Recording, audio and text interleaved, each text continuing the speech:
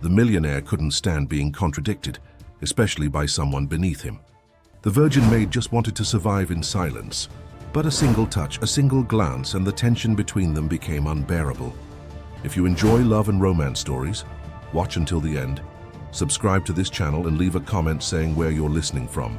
On the north coast of Newport, where Atlantic winds carried the scent of salt and untold stories, stood a mansion that resembled a modern mausoleum, surrounded by high walls of volcanic stone and gardens that no one had dared to cultivate for years. The property housed Lawrence Sullivan, heir to a financial empire that extended throughout the country. At 35, he was already known in business circles as the Ice Tyrant, a man with a cutting gaze and decisions that crushed competitors with the same coldness with which one extinguishes a cigarette. The Sullivan fortune hadn't come solely from business talent. Generations of bankers, industrialists, and politicians had built a legacy stained by scandals, mysterious suicides, and pacts that never came to light. Lawrence had grown up breathing this heavy air of secrets, but it was the betrayal he suffered 5 years earlier that transformed him into the man he was today. His fiancée, Rose Morgan, daughter of a traditional New York family, had deceived him with his own half-brother August. Together they attempted $1 million scam against the family businesses, failed and fled abroad, leaving Lawrence with a broken heart and a thirst for vengeance that was never quenched. Since then, the Newport mansion had become his fortress of isolation. Renowned doctors, international chefs, expensive therapists, luxury companions, all had passed through trying to alleviate his growing fury. Lawrence fired employees for any minor slip, hurled crystal objects against white marble walls, refused treatments, and lived like a ghost of himself, perhaps waiting to be consumed by his own anger. No one lasted more than a few weeks working for him. It was during one of these routine employee changes that Miranda Mitchell arrived at the property. The Newport Human Resources Agency had made a mistake. They sent the young woman to occupy the position of housekeeper when the required profile was completely different. Miranda was 26, shy, simple, and had grown up in the St. Teresa Home Orphanage in Lakeside since she was 8 years old. Naturally silent, introspective, she possessed a discreet but striking beauty.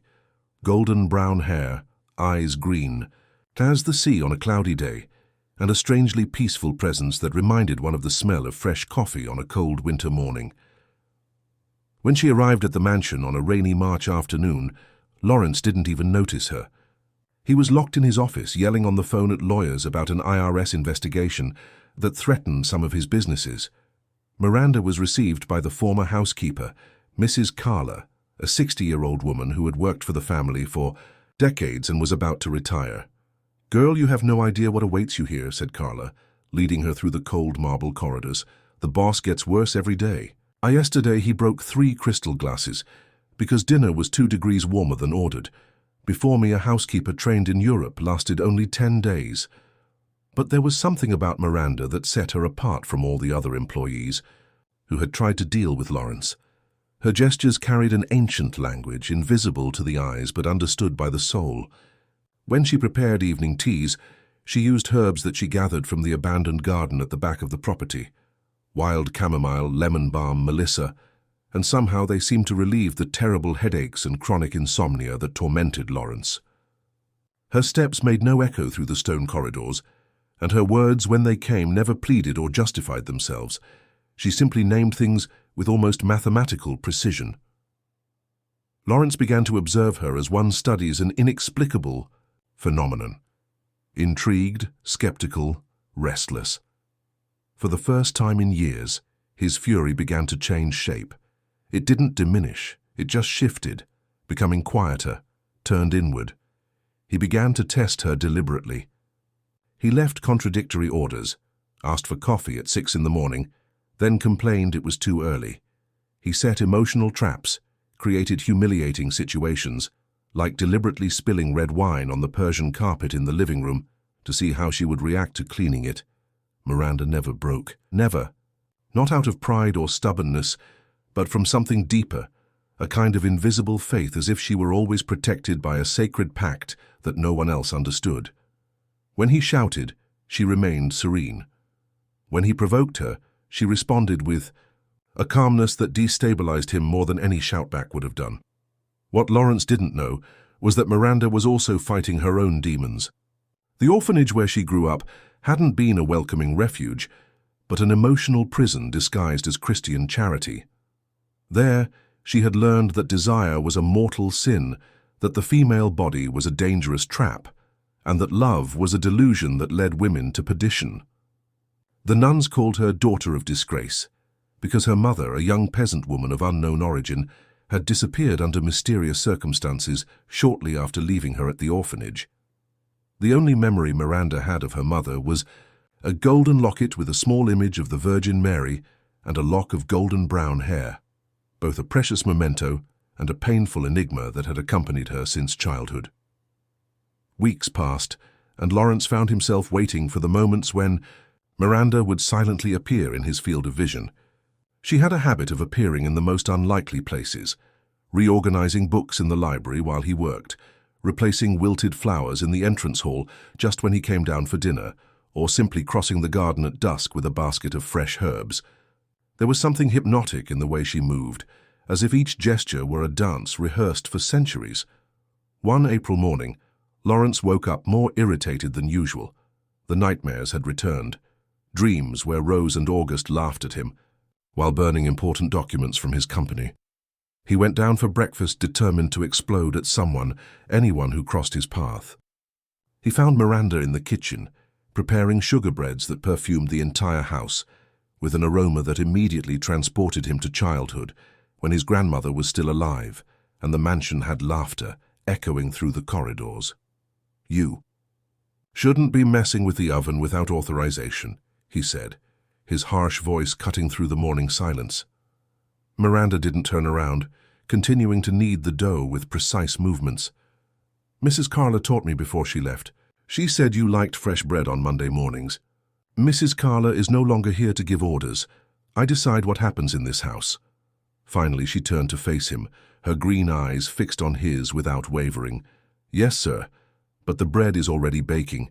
It would be a waste to throw it away. Now." Lawrence felt something strange happen in his chest, a mixture of anger and admiration that left him momentarily speechless. She hadn't been intimidated, but she also hadn't directly challenged him. She had found a middle ground that disarmed all his attack mechanisms.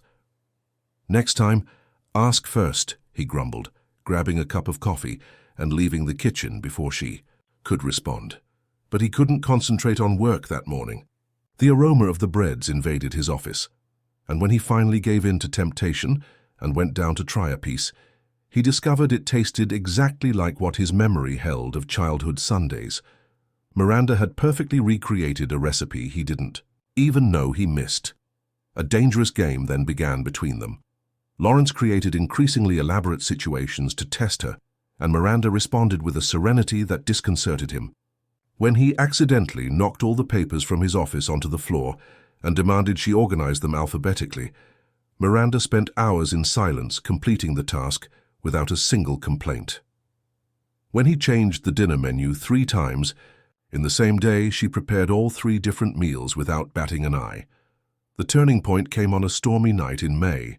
The south wind lashed at the mansion's windows, and the rain fell with a violence that made the glass tremble. Lawrence had drunk more than he should have during dinner, an entire bottle of red wine that loosened his tongue and made his heart even more bitter. He found Miranda in the library, reading a book of poetry by Emily Dickinson by the light of a single lamp. "You know how to read?" he asked, irony dripping from every word. "I thought orphans from small towns only learned to clean and cook." Miranda slowly closed the book, marking the page with an improvised paper bookmark. "The sisters taught us literature on Sunday afternoons. They said poetry elevated the soul." "What romantic nonsense!" Lawrence laughed bitterly, staggering slightly. "The soul is an invention for people who don't have the courage to face reality. The world is cruel, Miranda. People betray you, lie to you, use you until they suck out everything you have to offer. There is no elevation. There is only survival." She observed him in silence for a long moment, and something in her eyes changed, as if she were seeing beyond the mask of cynicism he wore. "You must have suffered greatly to believe that." she said softly. The phrase hit him like a punch to the stomach. Lawrence felt all his defenses tumble down at once, leaving him naked and exposed before this woman he barely knew. For a terrible moment, he wanted to tell her everything.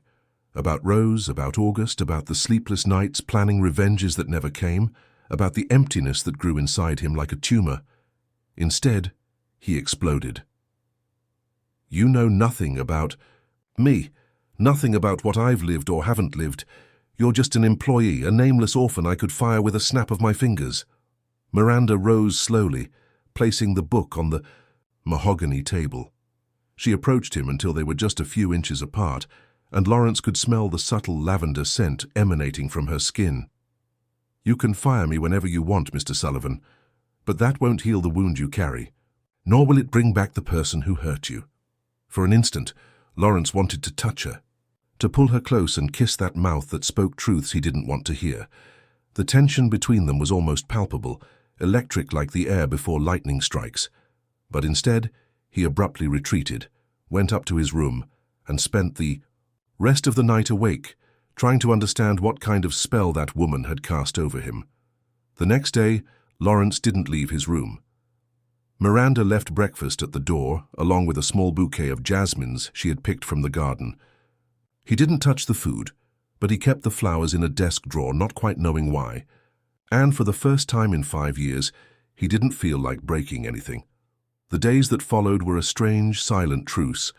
Lawrence deliberately avoided Miranda, but found himself paying attention to the small signs of her presence throughout. The house. The smell of freshly brewed coffee in the morning, the almost imperceptible sound of her barefoot steps on the cold marble, the fresh flowers that mysteriously appeared in the rooms he frequented most. It was as if she had created an invisible routine around him, taking care of details he didn't even know mattered. One June afternoon, while reviewing contracts in his office, Lawrence heard a sound he hadn't heard in years in the mansion. Someone humming. The voice was soft, melodic, singing an old country song that his grandmother used to hum while cooking. Intrigued, he followed the sound until he found Miranda in the laundry room, ironing his dress shirts with almost reverential attention. She treated each piece as if it were a work of art, smoothing every fold, making sure each button was perfectly aligned. "You don't need to sing while you work," he said, appearing in the doorway. Miranda stopped immediately, the iron suspended, in the air. "I apologize, sir. I didn't know it bothered you." "I didn't say it bothered me," Lawrence corrected more abruptly than he intended. "I just said you didn't need to." She nodded in silence and returned to work, but now in complete silence. Lawrence stood there for a few minutes, irritated with himself without knowing exactly why. The silence that settled seemed heavier than the air itself, and he found himself missing the song he had interrupted. "What song was that?" he finally asked. "Amazing Grace. My mother used to sing it to me when I was little." Miranda's voice carried a note of melancholy he hadn't noticed before. "You remember her?" "Fragments, pieces like shards of glass that sometimes come together and form an almost complete image." Miranda paused the iron again, her eyes distant. "I remember the smell of cornbread, the feeling of her fingers braiding my hair, the way she sang to make me fall asleep. But I can't remember her face. It's as if someone had erased that part of the memory." Lawrence felt something move inside. His chest, a strange, almost forgotten sensation, compassion. "How old were you when she left?" 8 years old. One day she was there. The next day the nuns told me she had gone to heaven and that I should be grateful to have a safe home at the orphanage." Miranda returned to ironing the shirt, but Lawrence noticed that her hands trembled slightly. "For years, I dreamed she would come back for me. I invented excuses for why she had left. Maybe she was sick, maybe she had been forced to, maybe she was saving money to come back and take me away. At 16, I stopped dreaming." The brutal honesty of those words hit Lawrence like a punch. He intimately knew the pain of abandonment, the feeling of being left behind by people who supposedly loved him. But unlike Miranda, who had transformed that pain into something that seemed almost peace, he had let it corrode him from the inside until it turned into poison.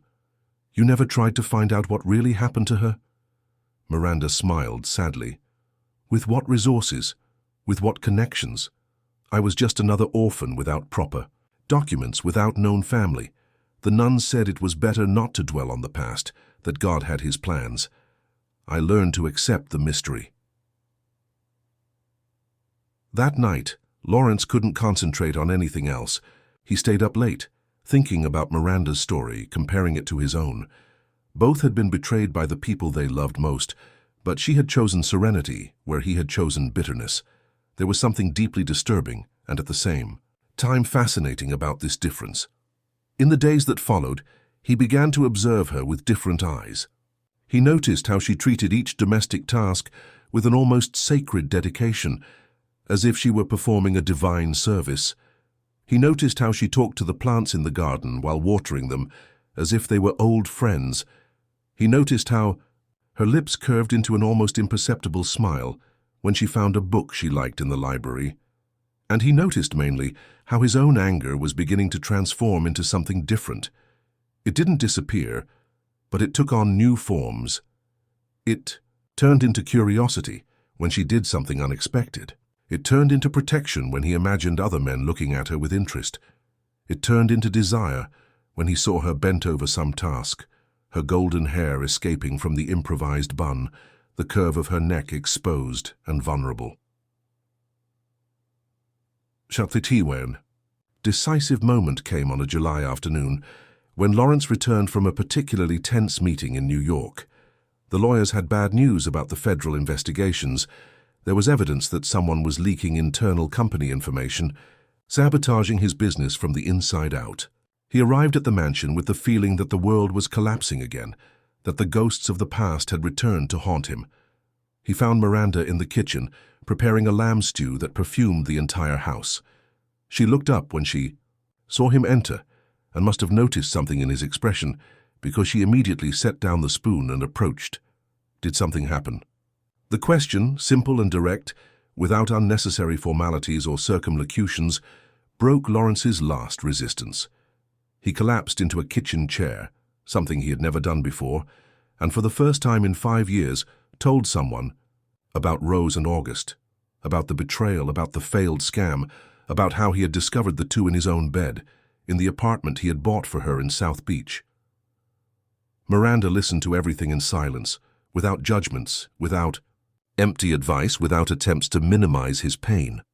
She simply listened, with the same reverential attention with which she treated everything else in her life, and when he finished, she simply said, "It must have been very difficult to carry this alone for so long." And Lawrence realized with a clarity that frightened him that he was falling in love with her. The discovery that he was falling in love with Miranda terrified Lawrence more than any business threat ever had. For days he oscillated between approaching her and completely fleeing her presence.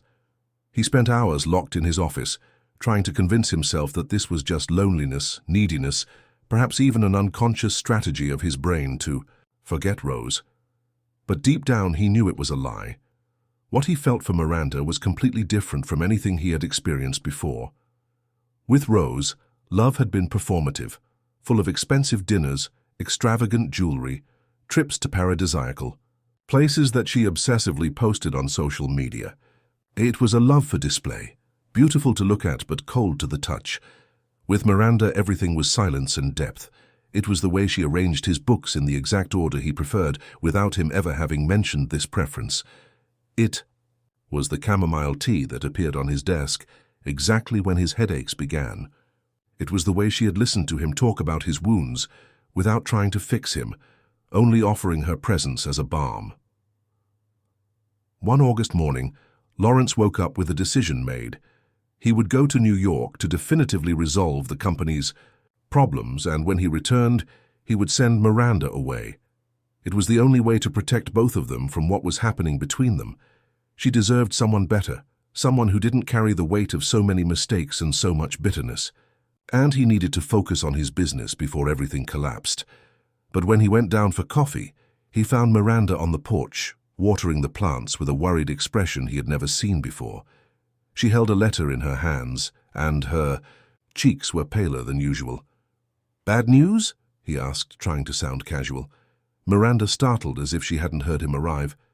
It's from the orphanage. Sister Benedetta, the Mother Superior, is very ill. They want me to return to visit her before it's too late. Something in her voice alerted him. You don't want to go.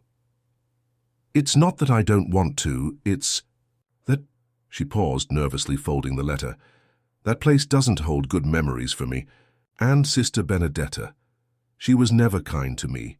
She always said I was a temptation, a living reminder of my mother's sin. I don't understand why she would want to see me now. Lawrence felt a familiar anger rise in his chest, but this time, it wasn't directed at Miranda. It was directed at anyone who had hurt this woman. You don't have to go if you don't want to.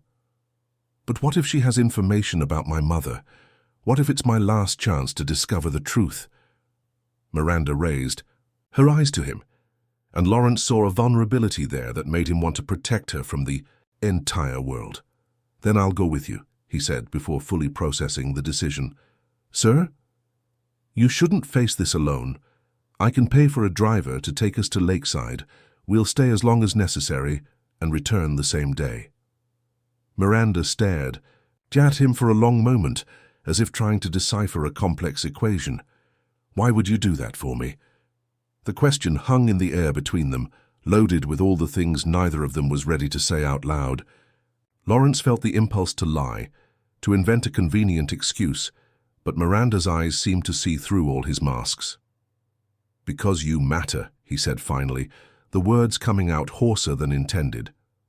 They traveled to Lakeside on a foggy September morning. Lawrence drove his black Mercedes along the winding roads of the Connecticut countryside, while Miranda remained silent in the passenger seat, lost in thoughts he didn't dare interrupt. The landscape gradually changed from the coastal vegetation to the fields and pine forests of the plateau, and with it also changed the atmosphere inside the car, as if they were traveling not only in space, but also in time. St. Teresa's. Home was on the outskirts of town, a complex of white austere buildings surrounded by a high wall and well-kept gardens. When they parked in front of the main gate, Lawrence felt Miranda stiffen beside him. Are you sure you want to do this? He asked softly. She nodded, but her hands trembled when she touched the door handle. Come with me? Not to her room, but to the entrance. Lawrence took her hand, small and cold, between his. I'll stay right here until you return. I'm not going anywhere. The conversation with Sister Benedetta lasted less than an hour, but when Miranda left the building, she seemed to have aged years. She walked slowly as if carrying an invisible weight, and her eyes were red from contained tears. She told me, she said simply when she reached the car. What did she tell you? About my mother, about why she really left. Miranda got into the car and closed her eyes, resting her head on the headrest. My mother didn't die, Lawrence. She didn't go to heaven. She left because she was expelled. Lawrence started the GS car but didn't move, waiting for her to continue. She worked as a domestic servant for a wealthy family in Newport. She got pregnant by the master, a married man respected who had a large company and a reputation to protect. When the pregnancy began to show, he fired her and paid the nuns to take me in, on the condition that she never tried to make contact again. If she tried, he would destroy her life and mine. Lawrence felt the blood freeze in his veins. What family was that? Miranda opened her eyes and looked at him directly. Sullivan, she said, her voice barely above a whisper. My father was George Sullivan. Your father, Lawrence. I am your half-sister. The world stopped. The car engine continued running. The wind continued swaying the trees outside. People continued walking down the street. But for Lawrence, everything had transformed into absolute silence. He stared at Miranda. This woman he was hopelessly in love with, and saw for the first time the family traits he should have noticed before. The green eyes were identical to his grandmother's. The line of the chin was the same he saw in the mirror every day. How had he been so blind as not to notice? This changes everything, he finally managed to say. Miranda nodded, tears finally flowing freely down her cheeks. It changes everything. The silence that settled in the car during the return trip to Newport was different from all the other silences they had shared. It was heavy, suffocating, loaded with implications that neither of them knew how to process. Lawrence drove mechanically, eyes fixed on the road, while his mind worked frantically trying to reorganize every moment, every look, every feeling of the past few months in light of this devastating new revelation.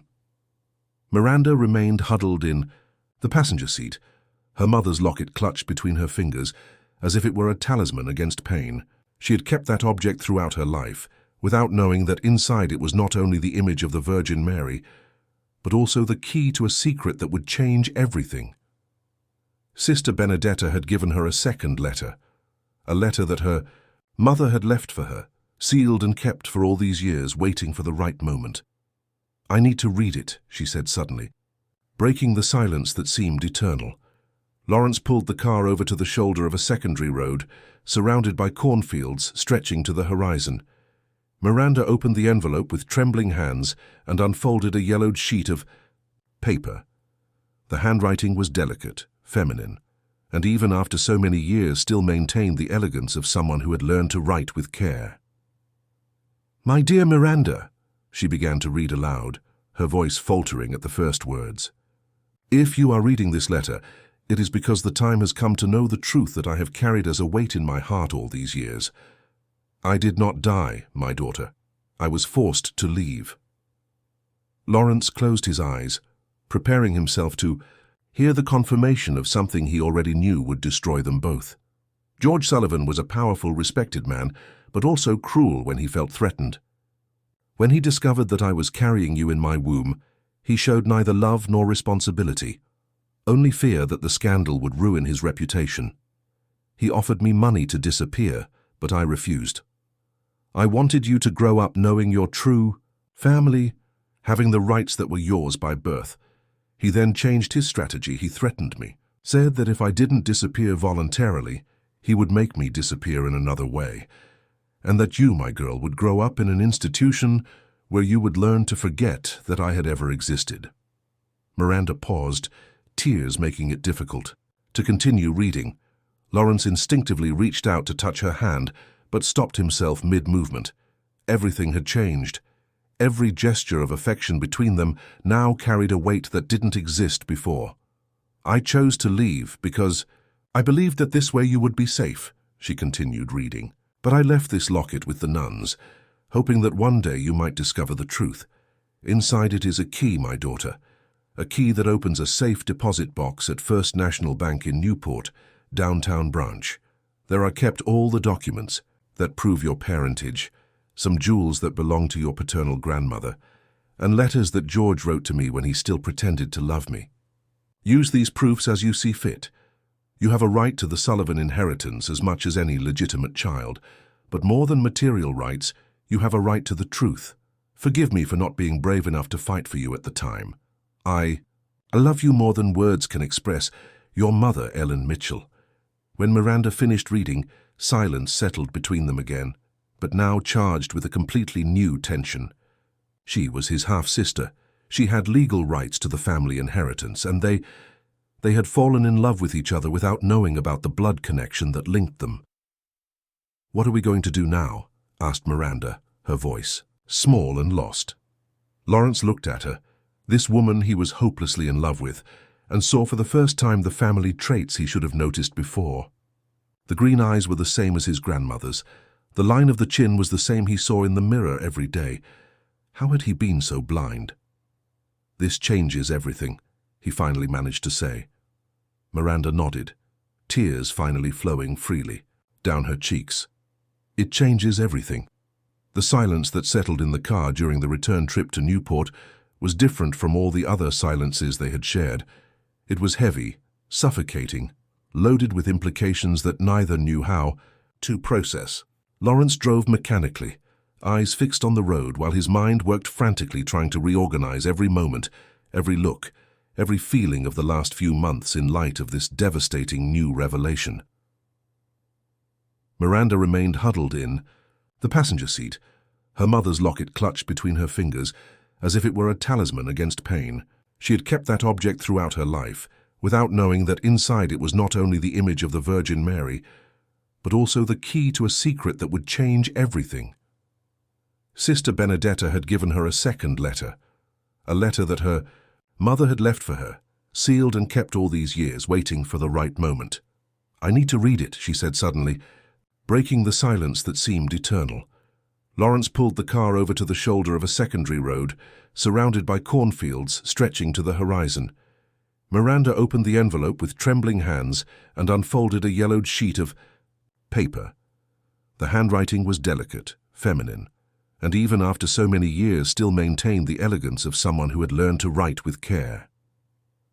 "My dear Miranda," she began to read aloud, her voice faltering at the first words.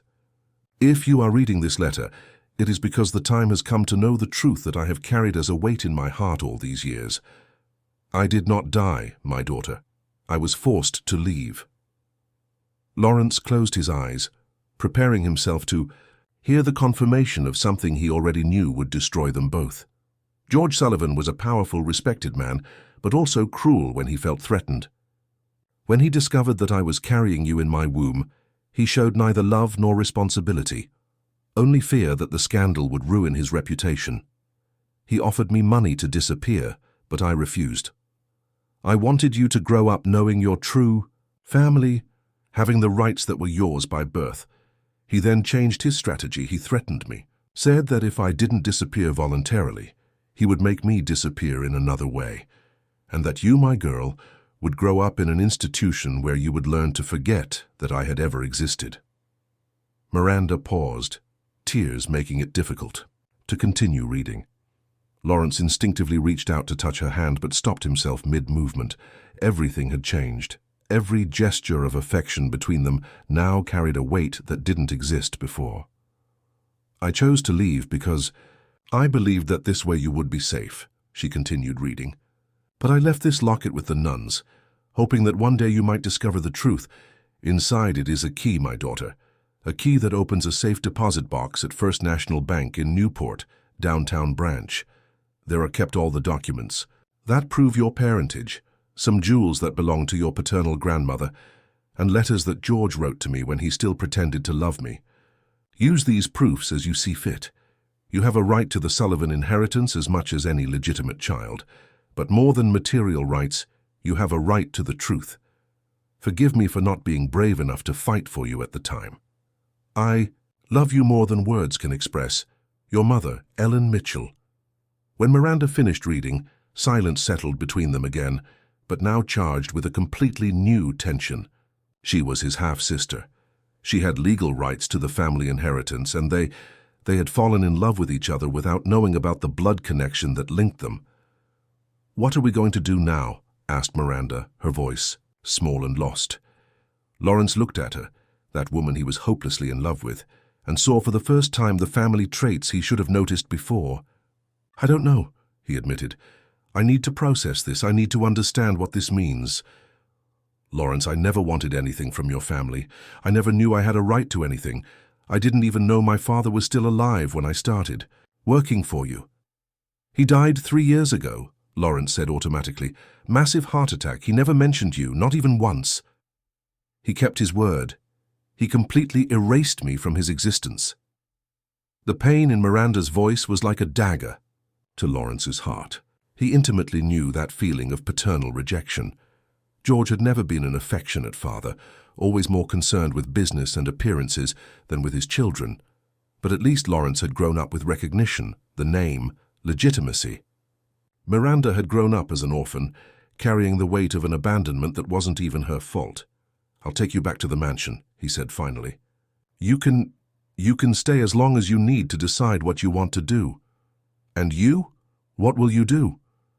Lawrence started the car again, his hands gripping the steering wheel tightly. "I'm going to try to figure out how to live with the fact that I fell in love with my own sister." The confession hung in the air like a bomb that had just exploded. Miranda turned to face him, her eyes wide. "Lawrence, don't say anything," he interrupted her. "Please, not now. I don't know what to say. I don't know what to do. I don't even know how to feel. I just know I need time to think." The rest of the trip took place in complete silence. each lost in their own tortuous thoughts. When they arrived at the mansion, it was already night, and the yellow lights from the windows made the place seem more welcoming than it really was. Lawrence parked in the garage and remained seated for a moment, his hands still on the steering wheel. "Miranda," he said finally, without looking at her, "what you felt for me, before you knew, was it real?" She took so long to respond that he thought she wouldn't. When she finally spoke, her voice was a whisper heavy with pain. "It was the most real thing I've ever felt in my life." Lawrence closed his eyes, letting those words hit him full force. "Then we're equally lost." They got out of the car in silence and entered the mansion like two strangers, each carrying the weight of a love that now seemed impossible. Miranda went up to her room without saying goodnight, and Lawrence locked himself in his office with a bottle of whiskey, trying to drown thoughts that refused to go away. Outside, the sea roared against the rocks like an ancestral lament, and inside the mansion, two broken hearts tried to figure out how to continue living with a love that genetics had made forbidden. The days that followed were the most torturous Lawrence had ever lived. He and Miranda developed a silent choreography of mutual avoidance. She woke up earlier to prepare breakfast, and have already finished when he came down. He extended meetings in New York to return only after she had retired to her room. When they inevitably crossed paths in the mansion's corridors, they exchanged polite and distant greetings, like well-mannered strangers sharing the same space. But the tension was palpable, electric.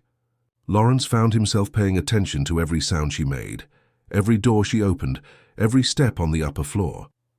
Miranda, in turn, had stopped humming while working, and her tasks were performed with a mechanical efficiency that contrasted with the almost loving dedication of before.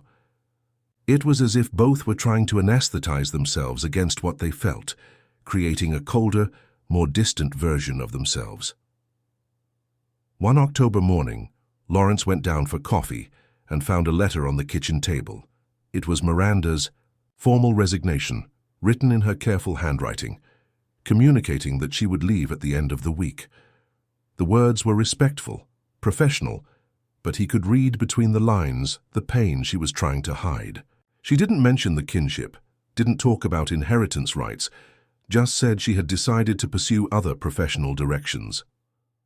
Lawrence crumpled the letter in his hands, feeling a familiar fury rise in his chest.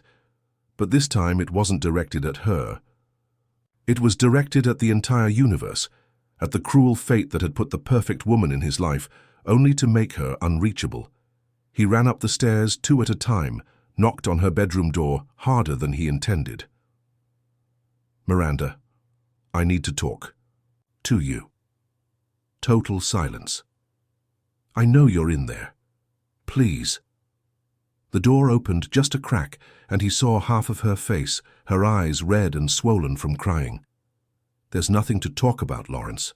It's better if I leave before everything gets more complicated." "More complicated than it already is." He gently pushed the door, and she backed away, allowing him to enter her room for the first time. It was Spartan, almost monastic, just the essentials, as if she had never really allowed herself to make that place a home. "Where will you stay? What will you do?" "I'll go back to Lakeside. I got a job at a school. I'll teach literature to children." "With what money will you support? Yourself until the first paycheck?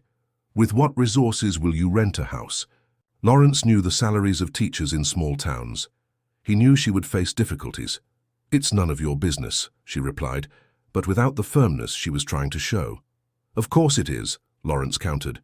"Your family. You have a right to half of everything our father left." Miranda turned to face him completely, and Lawrence saw that she had lost weight in the last few weeks. "I don't want anything from that inheritance. I don't want anything that ties me to a family that rejected me before I was even born." "But you deserve it. Ellen, your mother, fought for you to have these rights." "My mother died 5 years ago, Lawrence. Cancer, alone in a public hospital in Lakeside. The nuns told me in a cold 2-line letter. She never tried to find me after she left me at the orphanage. She never wanted the rights she apparently saved for me." The revelation hit Lawrence like a punch. "You knew she had died and never told me." For what? So you would feel sorry for me? So you would treat me like a poor little thing? Miranda picked up a small suitcase that was on the bed and began to fold clothes with abrupt movements. I learned a long time ago not to depend on the compassion of others. Lawrence watched her pack her few possessions, some simple clothes, poetry books, her mother's locket, and felt something break inside his chest. What if I don't let you leave? You can't stop me. I can cancel the buses in the region. I can make sure no taxi comes here. I can keep me prisoner? Miranda stopped what she was doing and stared at him with a mixture of disbelief and disappointment. Is that what you intend to do? Lock me up here against my will? The question brought him back to reality. No, he said, his voice coming out defeated. I would never do that to you. Then let me go. It's best for both of us. Lawrence sat in the room's only chair, running his hands through his hair in desperation. I can't accept this. I can't accept that we're going to pretend nothing happened between us, that we're going to live the rest of our lives as if we didn't exist for each other. What happened between us was based on a lie, said Miranda, her voice breaking slightly. We didn't know who we really were. Now we know, and that changes everything. Does it? Why does it have to change? Lawrence stood up, walking to her. What I feel for you hasn't changed. I still love you the same way, with the same intensity. Lawrence, stop. Miranda backed up until she hit the wall. Don't say these things. Why can't I tell the truth? Why can't I admit that you're the only woman who's ever made me feel like I can be a better person? Why can't I fight for what I want? Because we're siblings. The word came out like a desperate cry. Because this is wrong, forbidden, impossible. Half-siblings, he corrected. And we didn't grow up together. We weren't raised as family. I knew you as a woman before I knew you as a sister. That doesn't change anything. It changes everything. Now it was he who was shouting. It changes because it means we can choose. We can decide whether we're going to let ourselves be destroyed by a discovery that isn't our fault, or whether we're going to fight for what we feel. Miranda stared at him for a long moment, tears silently streaming down her face. I can't, Lawrence. I can't live with that weight on my conscience. I can't look at you and not think that we're of the same blood. So you prefer to live without me? You prefer to pretend there is no love between us? I prefer to live with a clear conscience than with a love that would condemn me in the eyes of God and men. Her answer hit him like a final sentence. Lawrence realized he was losing not only the woman he loved, but also the only family he had left, because Miranda was, in fact, the only person in the world who shared his blood and who genuinely cared for him. If you leave, he said with a voice hoarse, with emotion, I won't be able to forget you. I'll spend the rest of my life looking for you in other women and not finding you. Miranda closed her eyes as if his words were physical darts. Then you'll have to learn to live with that, as I will have to learn. That night, Lawrence couldn't sleep. He stayed awake listening to the sounds of the house, the wind beating against the windows, the sea breaking against the rocks, and above all, the almost imperceptible sound of Miranda crying in the room next door. In the morning, when he went down for coffee, she had already left, leaving only a farewell note on the table and the mansion keys next to the empty cup she used every day. The house had never seemed so large nor so empty. 3 months passed since Miranda's departure, and Lawrence discovered it was possible to live without an essential part of himself, but living wasn't the same as being alive. He functioned like an automaton, woke up, worked, ate, slept, repeating the routine with a mechanical precision that would impress any outside observer. But inside, it was as if someone had erased the colors from the world, leaving only shades. Turf gray. The Newport mansion became a mausoleum of memories. He changed all the staff, hired a professional cleaning company that came twice a week, installed an automated system for meals. He did everything to erase the traces of Miranda's presence, but paradoxically, each change only intensified the sensation of her absence. The garden where she gathered herbs was slowly dying. The plants on the porch dried up from lack of care. Even the aroma of the house had changed. No longer the subtle perfume of lavender and domestic care, but the sterile smell of chemical products and solitude. It was on a rainy Tuesday in January that his already fragmented world suffered another shock. Lawrence was in the New York office reviewing contracts when his lawyer, Henry Baker, entered with an expression he immediately recognized. It was the face of someone bringing bad news. "Lawrence, we need to talk about something delicate," said Henry, closing the door behind him. "If it's about the IRS investigations, I've already said I won't pay bribes to speed up." "It's not about that." Henry placed a folder on the desk. "It's about Rose Morgan. She's back in the United States." The name hit Lawrence like a materialized ghost. He hadn't heard from Rose in 5 years, since she and August had fled to Europe after the failed scam. What does she want? "She's saying she has compromising information about your family, about your father specifically, and she's threatening to make this information public unless you agree to meet with her." Lawrence felt a familiar anger boil in his veins, but this time it came accompanied by something new: fear. Fear that Rose knew about Miranda, about the existence of George's illegitimate daughter. Fear that she would try to use this information to hurt her. What kind of information? She didn't specify. She just said she has documents, photographs, letters, things that would show the true character of George Sullivan. Henry paused, studying Lawrence's expression. "Do you have any idea what she might be referring to?" Lawrence thought of Miranda, of Ellen Mitchell, of the locket and the letters kept in the bank's safe deposit box. He thought of all the secrets the family carried, all the buried truth that could come to light if Rose was determined enough to dig. "Set up the meeting," he said finally. "Lawrence, are you sure? It could be a trap." "Set up the meeting, but in a public place, and prepare all our legal resources. If she tries any blackmail, I'll destroy her in the courts." 2 days later, Lawrence found himself in the bar of the Fontainebleau Hotel in Miami, waiting for the woman who had destroyed his ability to trust. When Rose appeared, he had to admit she was still stunning.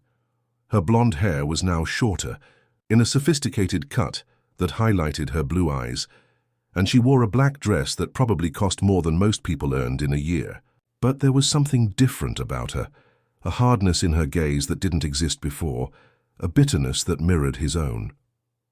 "Lawrence," she said, sitting in the armchair across from his without being invited, "you haven't changed at all." "I can't say the same about you. What do you want, Rose?" She smiled, but it was a smile without warmth, straight to the point as always. "All right, I want back what is rightfully mine." "You lost any right to me or my family the moment you tried to rob me. I'm not talking about you."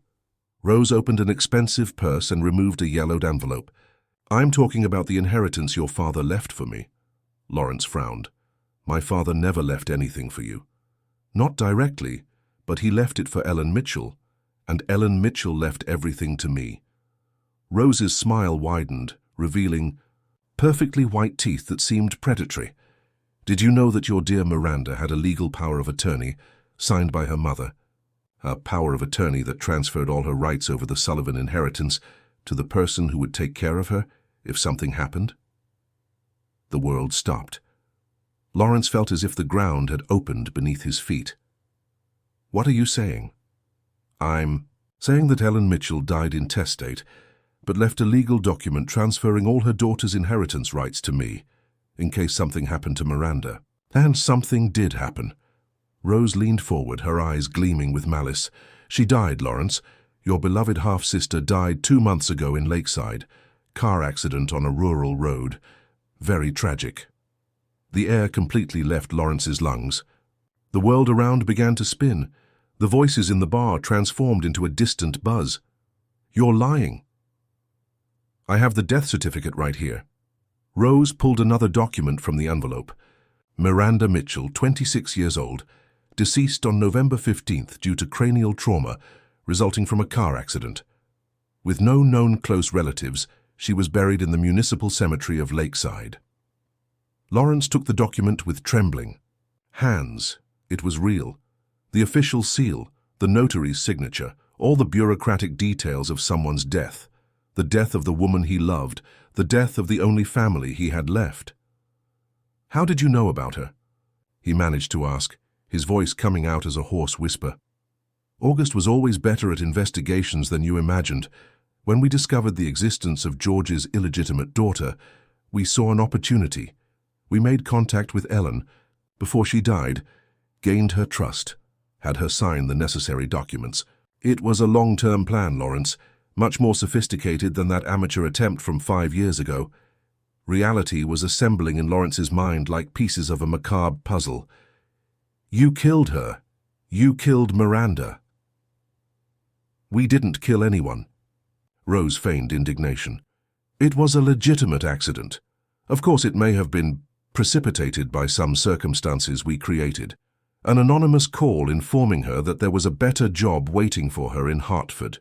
A deserted road, a truck with faulty brakes appearing at the right time." She shrugged. "Accidents happen."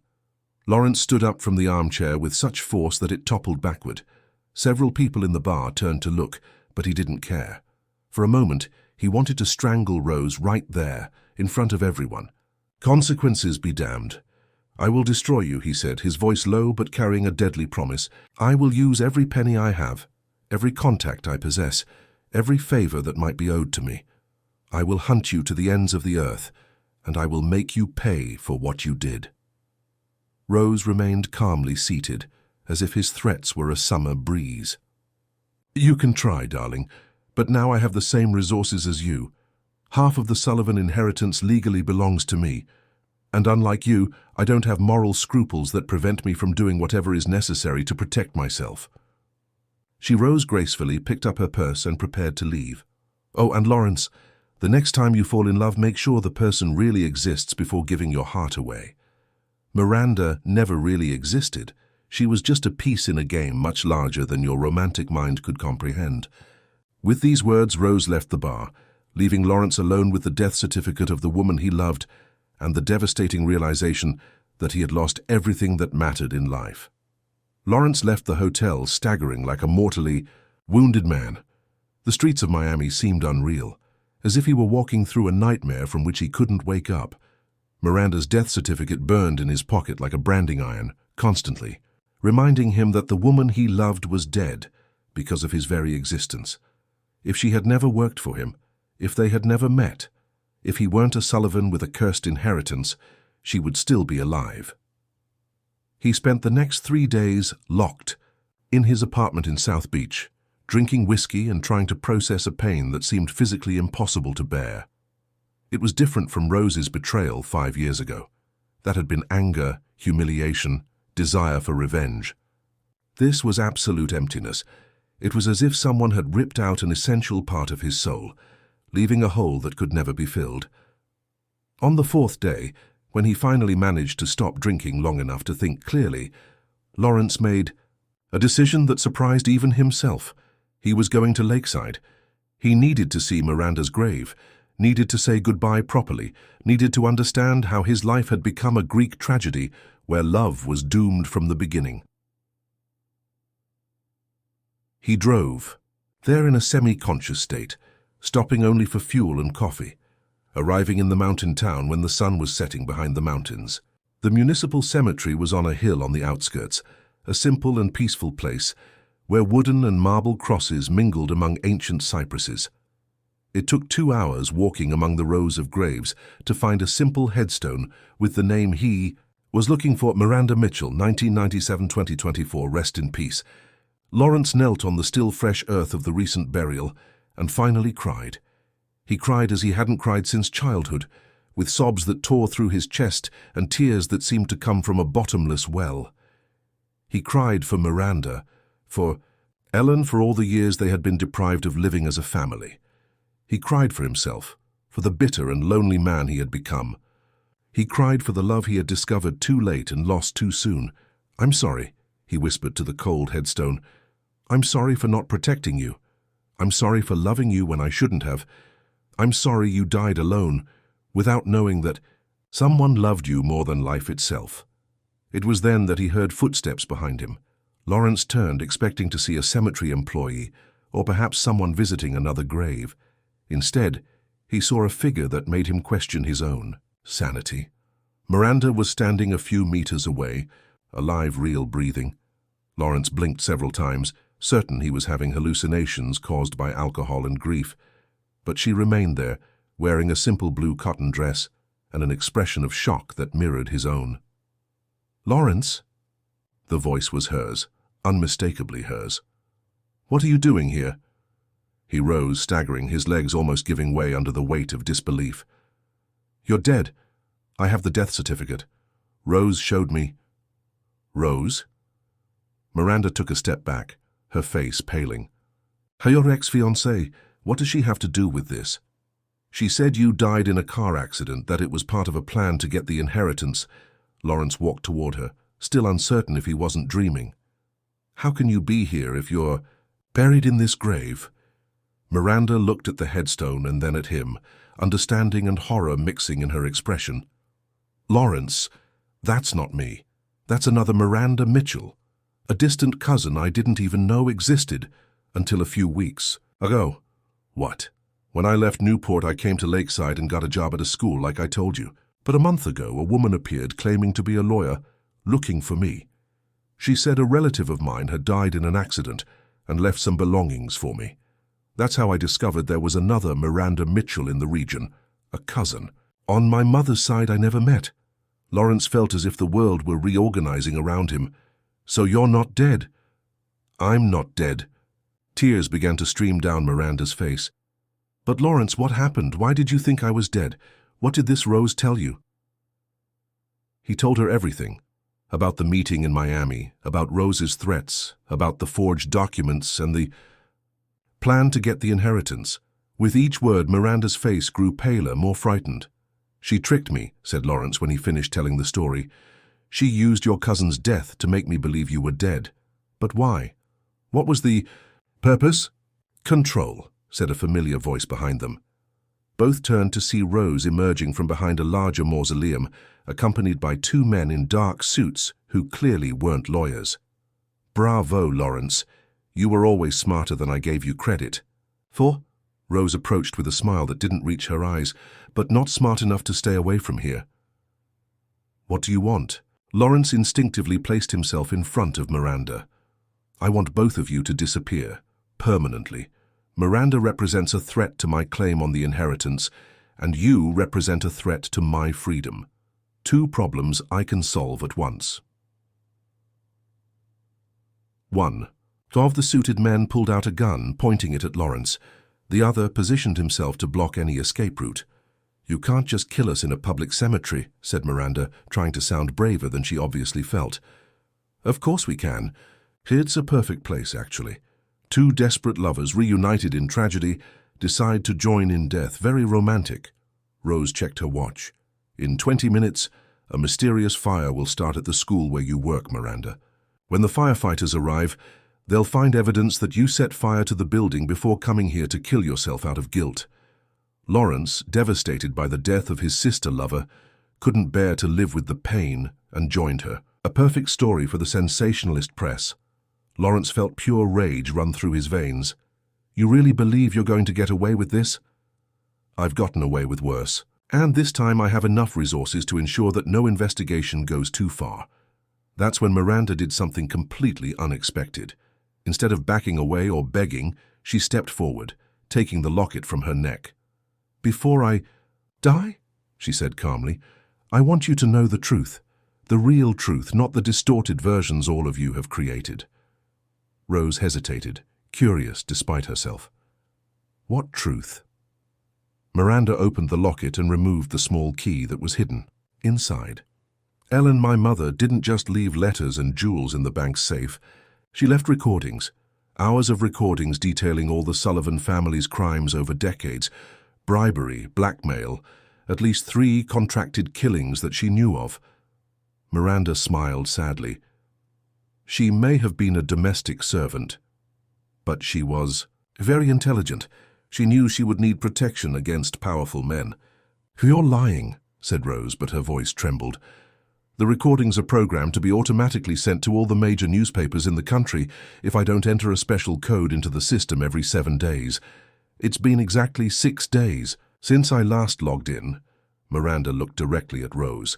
If you kill us, the recordings will be released tomorrow, and they include conversations where George admits to having ordered the killing of at least 2 people who threatened to expose his dirty business.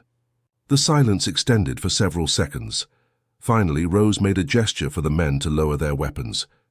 "You're bluffing. Want to bet your freedom on it?" Miranda's bluff worked better than she herself had imagined. Rose studied her face, for long seconds looking for signs of lying.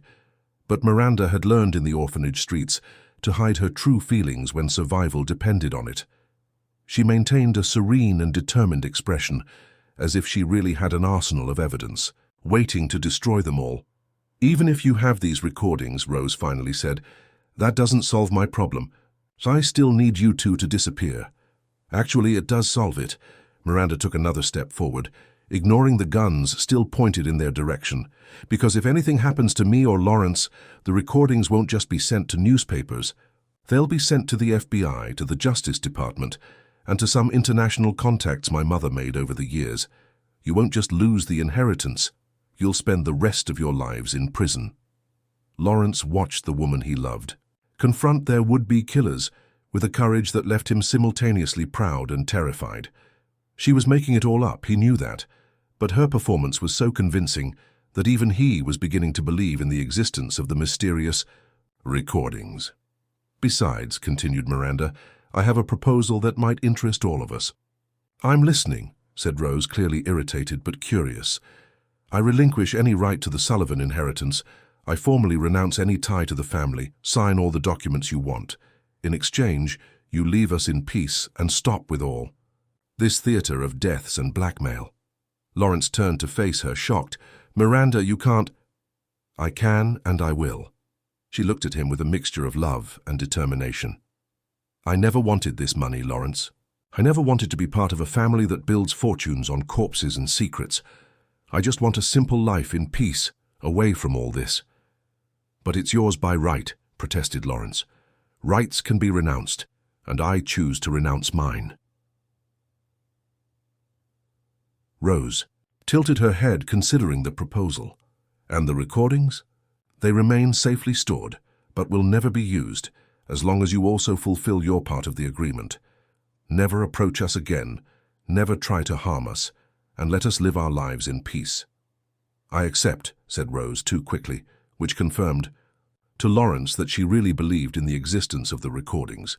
"But I want the signed renunciation today, with a notarized signature and 2 witnesses." "Agreed."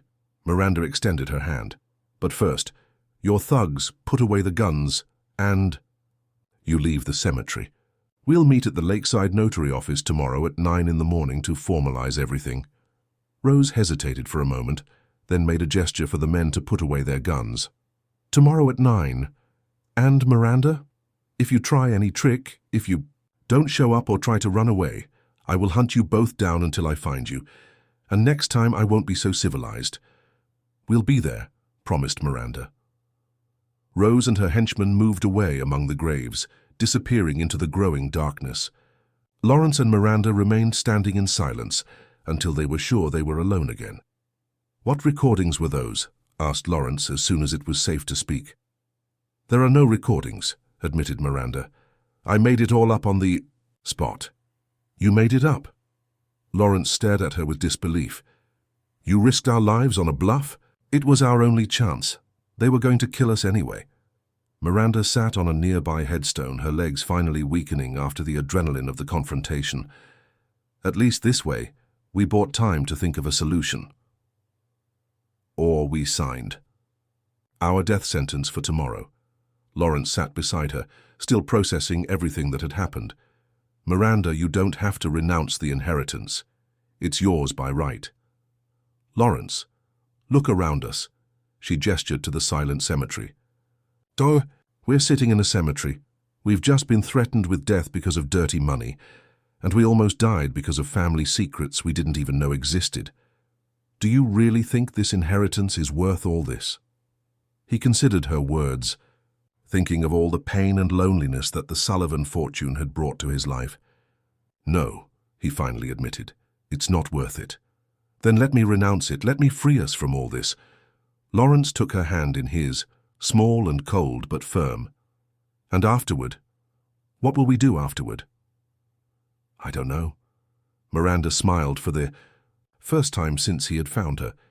Maybe we can figure it out together. Miranda, we're still half-siblings.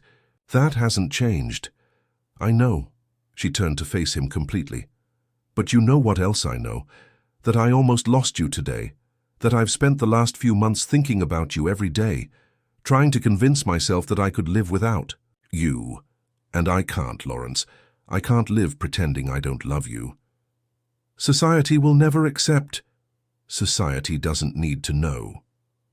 Miranda leaned closer to him. We can leave, start over somewhere else, with different names if necessary. We can just be Lawrence and Miranda, two people who love each other.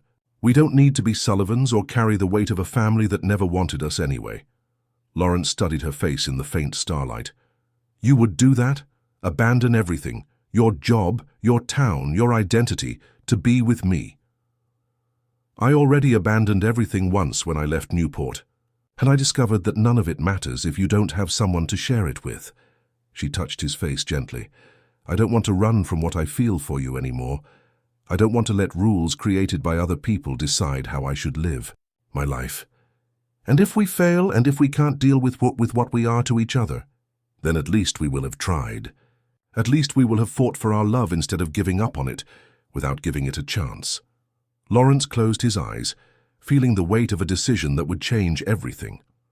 When he opened them again, he saw in Miranda's eyes the same unconditional love he felt for her, a love that transcended social conventions, moral judgments, and even blood ties. All right, he said softly. Let's try. She smiled, a true radiant smile that lit up her entire face, and leaned in to kiss him. It was a kiss different from all those they had shared in their dreams and fantasies. It was a kiss of commitment, of conscious choice, of two adults deciding to fight for a love that the world would consider impossible. When they separated, Lawrence took her hand and helped her to her feet. Tomorrow, after signing the papers, we disappear. We'll go somewhere where no one knows us, where we can start from scratch. Where to? Lawrence smiled for the first time in months. Anywhere you want. The world is big, Miranda. And for the first time in my life, I have someone with whom I want to explore it. Hand in hand, they walked among the graves toward the cemetery exit, leaving behind not only the dead, but also all past versions of themselves. In the morning, they would face Rose one last time. After that, they would be free to write their own story. 2 years later, in a small coastal town in the Florida Keys, where no one knew the names Sullivan or Mitchell, Lawrence woke up to the sound of waves breaking on the beach and the familiar scent of freshly brewed coffee invading the room. Through the open window, he could see Miranda in the garden of the simple house they had rented, watering the plants she cultivated with the same reverential care as always. She wore a light white cotton dress and was humming the same country song he had interrupted years ago in the Newport mansion. On that January morning of 2025, exactly 2 years after they had disappeared from the map after signing the renunciation documents at the Lakeside Notary Office, Lawrence could finally say he was completely happy. Not the performative and empty happiness he had known in his previous life, but a deep and genuine contentment that came from having found his place in the world. The transformation hadn't been easy. The first months were the hardest. 2 people, accustomed to completely different lives, trying to build something new from scratch. Lawrence had to learn to live without the power and resources he had always had, working with his hands for the first time in his life as a carpenter in a local woodshop. Miranda had to learn to trust that he wouldn't wake up one day and decide he had made a terrible mistake. But gradually, day by day, they built a life that was truly theirs. Lawrence discovered he had a natural talent for working with wood, and soon he was creating unique furniture that became sought after in the region. Miranda got a job as a librarian at the local school and started a literacy project for adults that changed the lives of dozens of people in the community. They married in a simple ceremony at the local church, using the fake names they had adopted, Luke and Mary Scott. Only the priest and 2 randomly chosen witnesses were present, but for them it was more meaningful than any extravagant party could have been.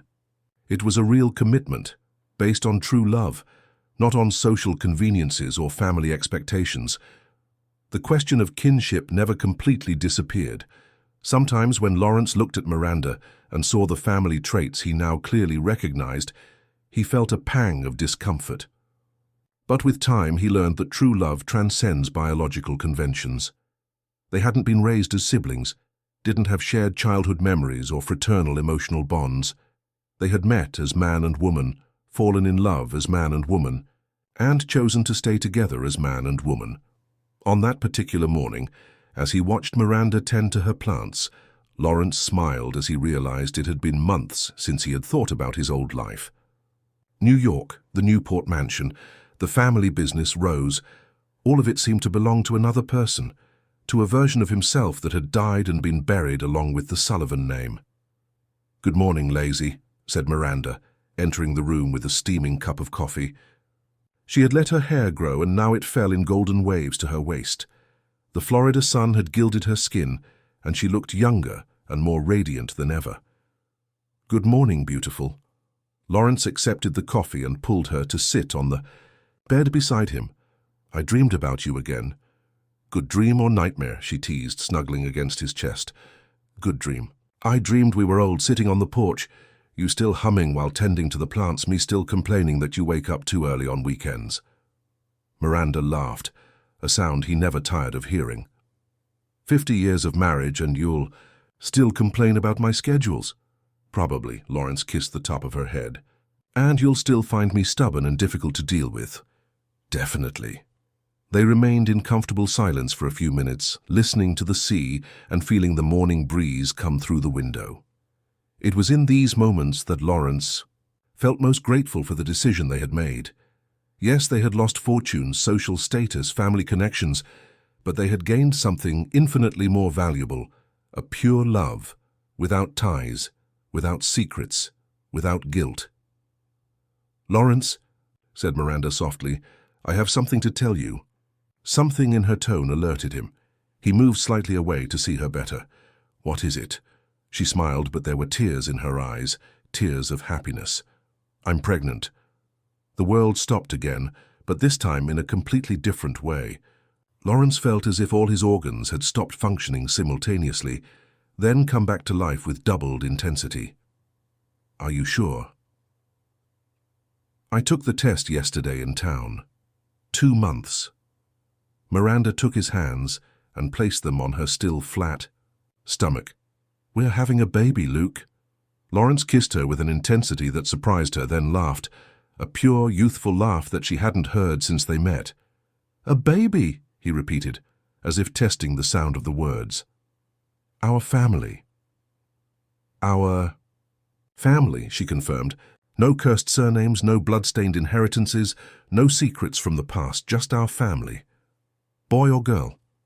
It's still too early to know, but whatever it is, it will grow up knowing it was wanted, that it was loved even before it was born." Miranda smiled. "And it will have both parents present its entire life." Lawrence thought of his own childhood, the distant and cold father, the mother who died when he was still a child, the loneliness that defined his early years. He thought of Miranda's childhood, orphaned, rejected, raised by nuns who made her feel like a burden. His child would never know that pain. "Will we be able to be good parents?" he asked, vulnerability appearing in his voice. "We will," said Miranda with conviction, "because we know what it's like to grow up without unconditional love. We know what it's like to feel rejected, abandoned, unwanted. We will never let our child feel that way." That afternoon they walked along the beach hand in hand, making plans for the future they still had ahead. They would talk to Mrs. Rosa, the local midwife, about pregnancy care. They would start preparing a room for the baby. Lawrence would build a cradle with his own hands, using the most beautiful wood he could find. When the sun began to set, painting, the sky in shades of pink and orange, they sat on the still warm sand and watched the waves in silence. Lawrence thought about how life had completely changed in such a short time. 2 years ago, he was a bitter and lonely man, obsessed with revenge and consumed by an anger that seemed to have no end. Today he was a family man, a respected craftsman, a loving husband. He had traded a business empire for a simple life, and he had never felt richer. "Do you regret it?" Miranda suddenly asked, as if she could read his thoughts. "Regret what?" "Giving up everything, the fortune, the power, the life you had." Lawrence looked at her, golden hair shining in the sunset light, green eyes reflecting the sea, one hand unconsciously protecting the belly where their child was growing. "Miranda," he said softly, "I didn't give up anything. I gained everything." She smiled and snuggled closer to him, watching the last ray of sunlight disappear on the horizon. Somewhere distant in another life, Rose was probably still struggling to maintain an inheritance built on lies and blood. George Sullivan remained dead and forgotten, and the ghosts of the past continued to haunt an empty mansion in Newport. But here, on this simple beach, with waves lapping at their bare feet and a child growing in the womb of the woman he loved more than life itself, Lawrence had finally found the peace he had been seeking all along. He had found his true family. He had found his true